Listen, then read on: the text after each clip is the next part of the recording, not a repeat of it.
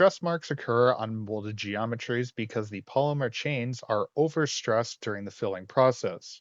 This overstressing of the polymer chains can cause discoloration and mechanical degradation. The first case study comes to us from NVIDIA on an RTX casing that has a stress mark on a very visible surface on the part geometry.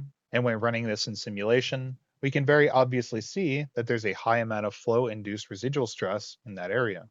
It was found that the PC that the original molded part was made from had too low of a flowability and was therefore more prone to shear responses. After adopting a new PC with a higher flowability and changing the injection profile, slowing the speed when the melt entered the part, and increasing the gate thickness to reduce the stress accumulation, we were able to see a significant improvement in the stress coming out of the gate, and then this also corresponded to the optical performance from this type of geometry. The result is that NVIDIA was able to use Moldex 3D to identify the root causes of the molding defect through the flow-induced residual stress result. Then they were able to create a virtual mold trial to try out different variables and ultimately solve the problem.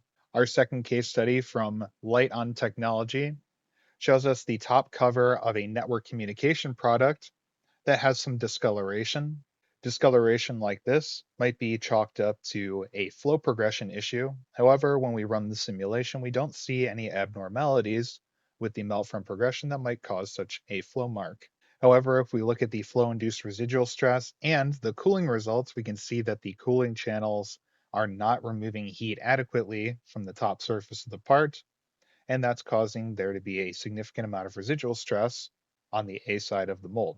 The solution here was to create a conformal cooling channel layout rather than something that's more traditional that allows the heat to be removed from the top surface of the part more uniformly, and ultimately the residual stress is reduced and the visual aesthetics of the part are significantly improved.